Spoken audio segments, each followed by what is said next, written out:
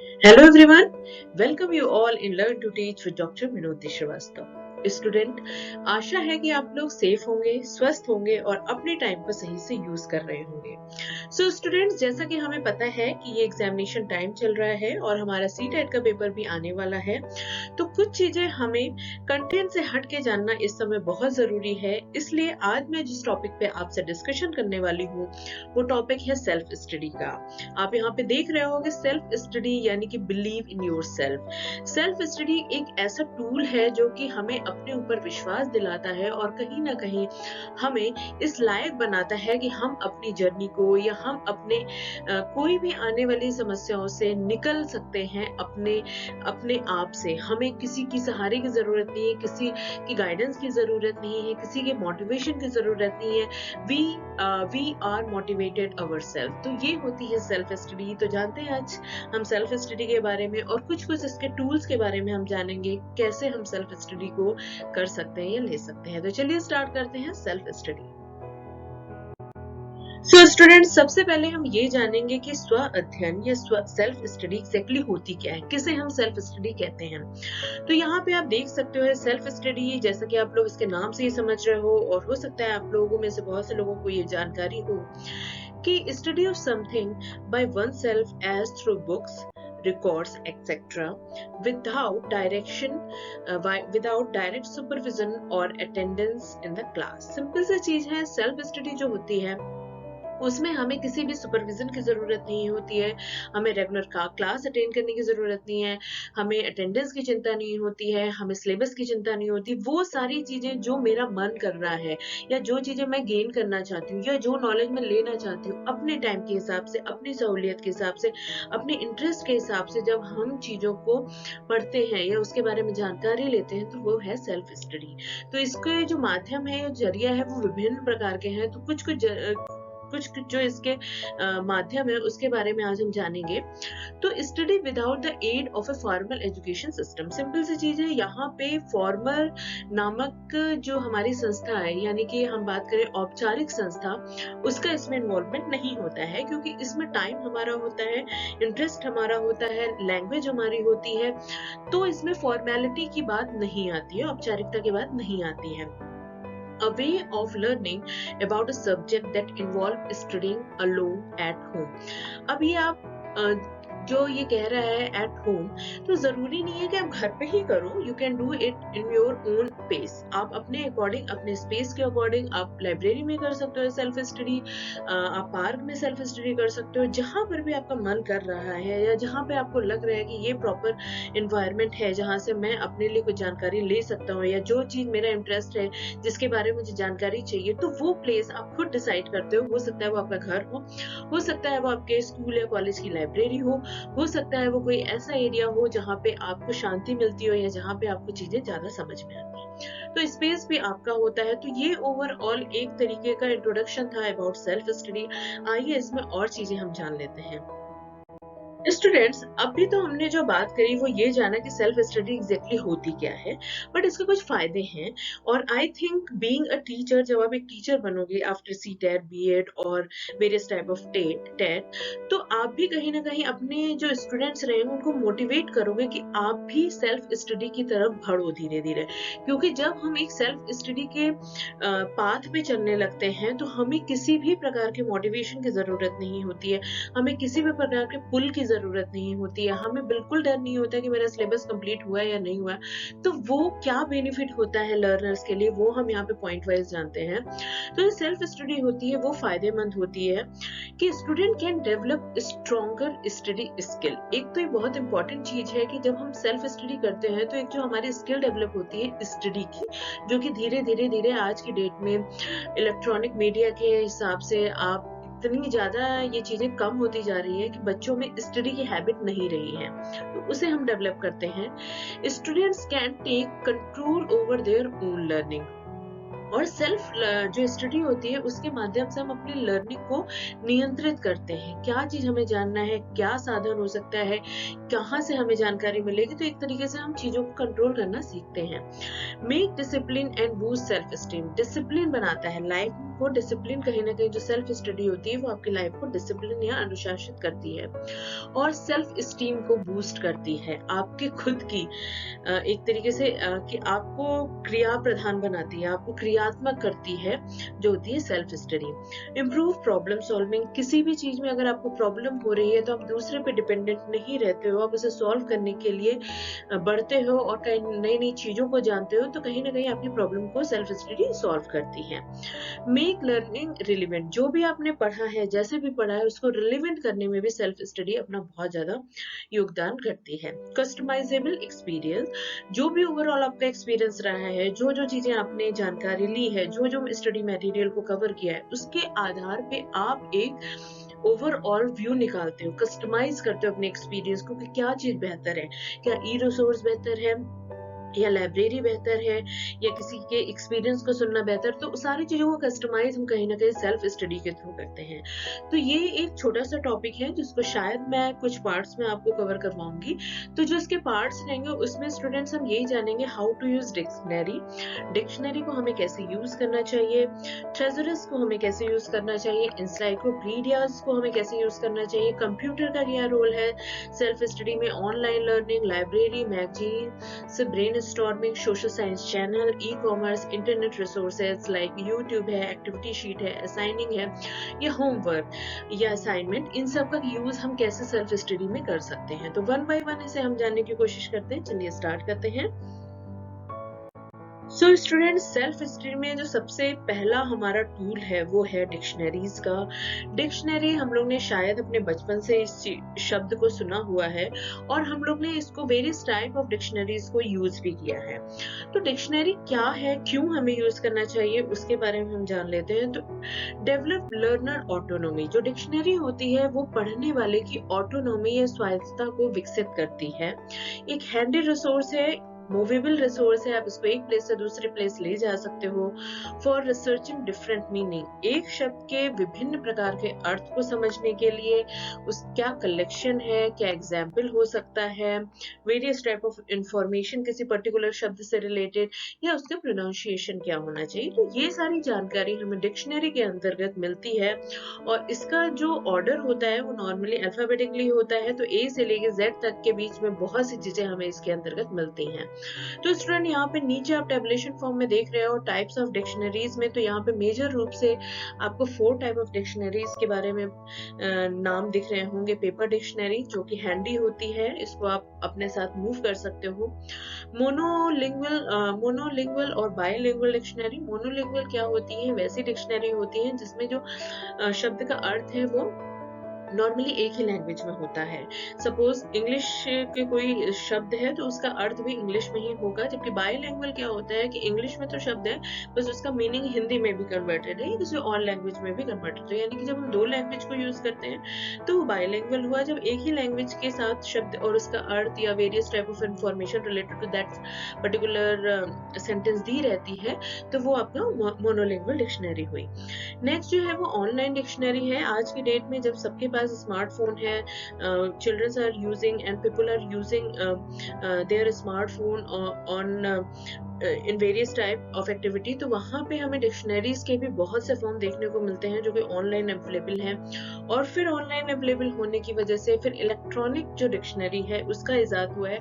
आपको एक क्लिक पे या एक टाइपिंग पे आपको अपना शब्द लिखना है और उसके वेरियस टाइप ऑफ अर्थ आपको सिनोनिम्स, एंटोनिम्स, एवरीथिंग आपको मिल जाएंगे। तो ये मेजर कुछ 4 प्रकार के डिक्शनरीज हैं। आइए इसके बारे में और जानकारी लेते हैं। स्टूडेंट्स, अब हमने जो डिक्शनरी जाना उसके बारे में थोड़ी सी इंफॉर्मेशन और ले लेते हैं। और यहाँ पे बताया जा रहा है जो डिक्शनरीज होती है वो हमें किसी भी शब्द की मीनिंग को प्रोवाइड करती हैं, उस शब्द से रिलेटेड अदर इंफॉर्मेशन प्रोवाइड करती है, स्पेलिंग को प्रोवाइड करती है, प्रोनाउंसिएशन को भी हमें कैसे करना है ये चीज बताती है। और जो डिक्शनरी होती है नॉर्मली ये अल्फाबेटिकली ऑर्डर में ऑर्गेनाइज्ड होती है। गाइड वर्ड एट टॉप आप लोग ने देखा होगा या नहीं देखा है तो प्लीज आप इसे देखिएगा कि जो डिक्शनरी जहां से सपोज हमने ए के सारे शब्दों को यूज कर लिया, तो जब बी अल्फाबेटिक को हम यूज करेंगे तो टॉप में बी कैपिटल में होगा, वहां से टॉप वर्ड जो होता है वो स्टार्ट होता है। तो इससे जो थर्ड पर्सन है या जब कोई नया व्यक्ति है तो उसके लिए शब्दों को ढूंढना काफी आसान हो जाता है।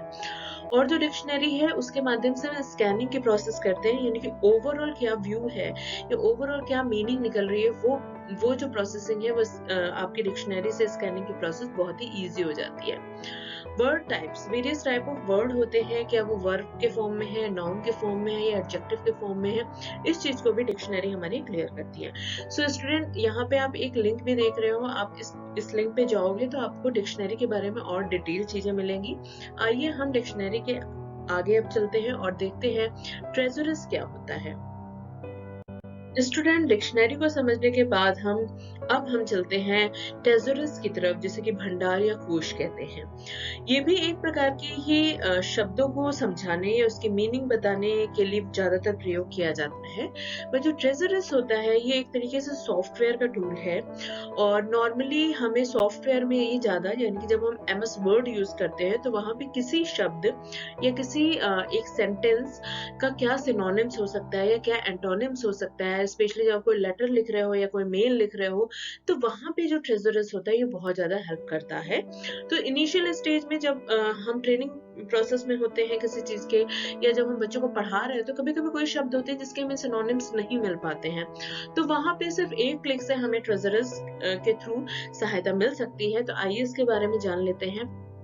जो ट्रेजरस है ये बताता है is a software tool that is used in Microsoft Word document to look up find करने के लिए क्या synonyms, word with the same meanings and antonyms, यानी कि word with the opposite meaning, जैसे कि अनुलोम और विलोम भी हम हिंदी में कहते हैं, वो चीज फाइंड आउट करने में हमारा जो कोश है या ट्रेजरस है ये बहुत ज्यादा हेल्प करता है। दूसरी तरफ ये कह रहा है thesaurus is used on a computer while writing an email, letter और paper to find an alternative meaning of word. कोई भी एक वर्ड की ऑल्टरनेटिव मीनिंग को फाइंड आउट करने के लिए, या आप कोई ईमेल लिख रहे हो या लेटर लिख रहे हो, पेपर लिख रहे हो, तो वहां पे आपको ये बहुत ज्यादा हेल्प करती है।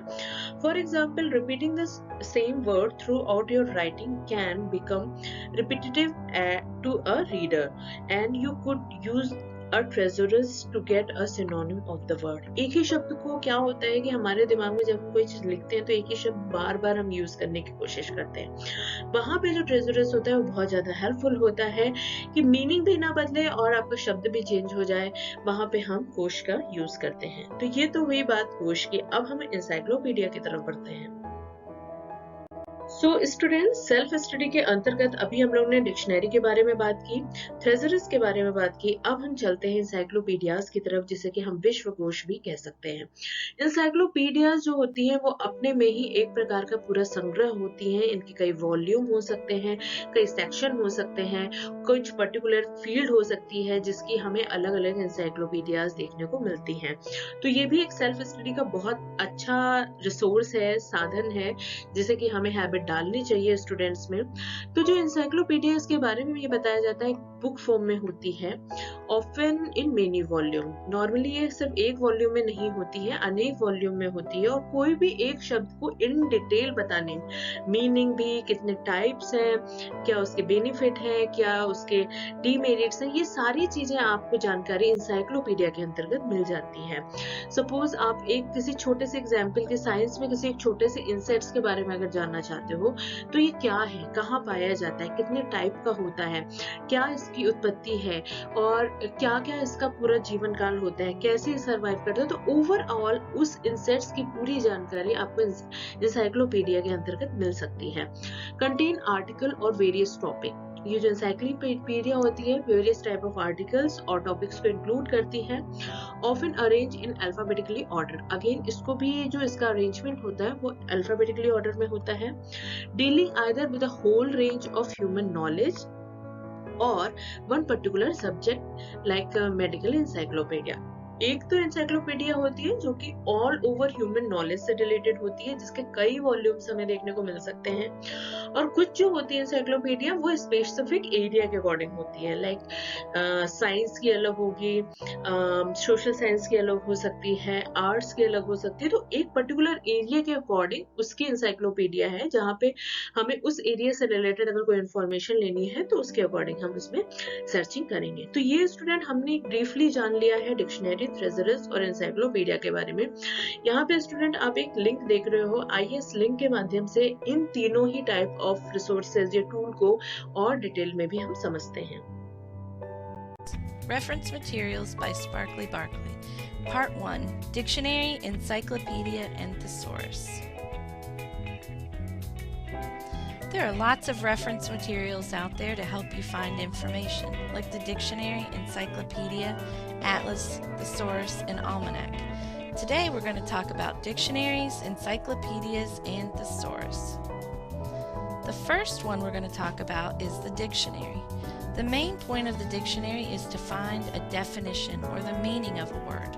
It also tells you the parts of speech, pronunciation or how to pronounce the words. They have guide words and they're in alphabetical order. Here's an example of the definition for the word share. It shows you the word, it tells you the part of speech, which is a verb, it gives you definitions and example sentences, and there's even guide words at the top of the page. The guide words tell you the first and last words on that page. The next reference material we're going to learn about is the encyclopedia. The encyclopedia has the most important facts about different topics.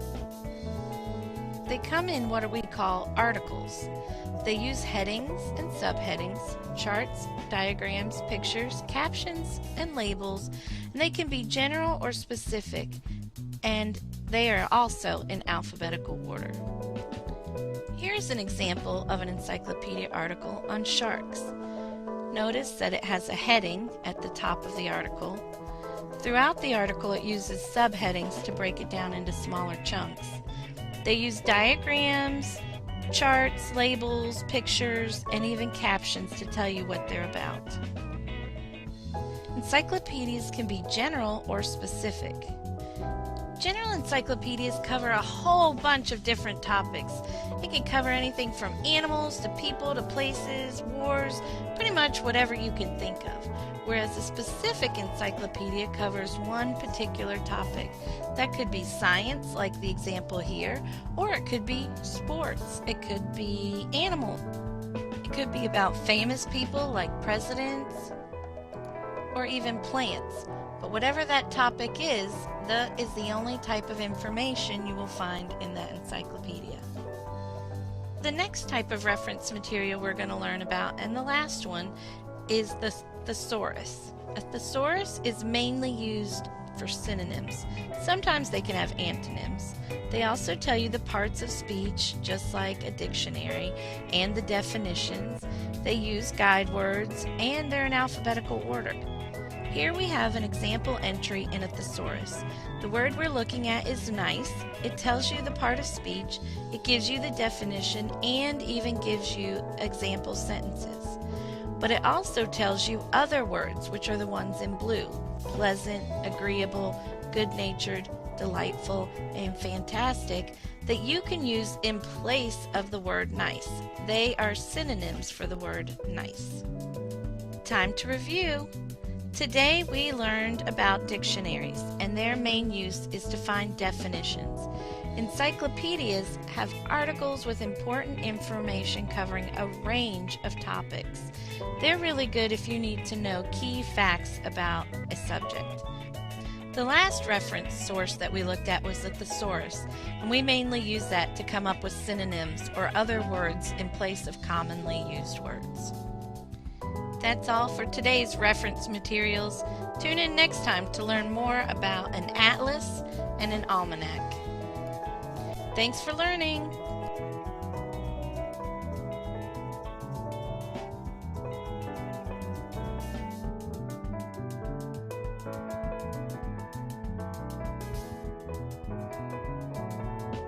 created using Powtoon. Student, I hope इस video से आपको help मिली होगी। और इस video में हमने बहुत ही easy way में तीनों ही प्रकार के जो हमारे सेल्फ स्टडी मटेरियल हैं, चाहे डिक्शनरी हो, ट्रेजरस हो या एनसाइक्लोपीडिया हो, उसको बेहतर ढंग से हमने समझा है। आप प्लीज ये और अपने दोस्तों यारों से इसको शेयर करना, उनको बताना कि हम कैसे इन चीजों को यूज कर सकते हैं, ताकि जो हमारा सेल्फ स्टडी का एक प्रोसीजर है वो आगे बढ़ सके। बिकॉज इन फ्यूचर हमें इन सब चीजों की बहुत जरूरत पड़ती है, जब हमारे ऊपर रिस्पॉन्सिबिलिटीज होती है टीचर क्लास में बच्चों को पढ़ाने के लिए, लाइफ में कुछ करने के लिए, तो कहीं ना कहीं हमें दूसरों से हटके अपने ऊपर फोकस करना पड़ता है और हम सेल्फ स्टडी की तरफ बढ़ते हैं। तो ये जितने भी टूल्स हैं, ये जो रिसोर्स हैं, ये हमें हेल्प करते हैं। तो आई होप ये जो हमारी सेल्फ स्टडी को समझने की जर्नी है, उसमें जो आज हम लोग ने 3 टूल्स को समझा है, वो आपको क्लियर हुआ होगा। आगे स्टूडेंट हम इस जर्नी में देखेंगे ऑनलाइन क्या क्या चीजें अवेलेबल हैं, क्या क्या चैनल्स होते हैं सेल्फ स्टडी के। तब तक आप अपना ख्याल रखिए, फैमिली वालों का ख्याल रखिए और अपने टाइम को सही से यूज करिए। हम फिर मिलते हैं अपनी नेक्स्ट वीडियो में। Till then take care and bye.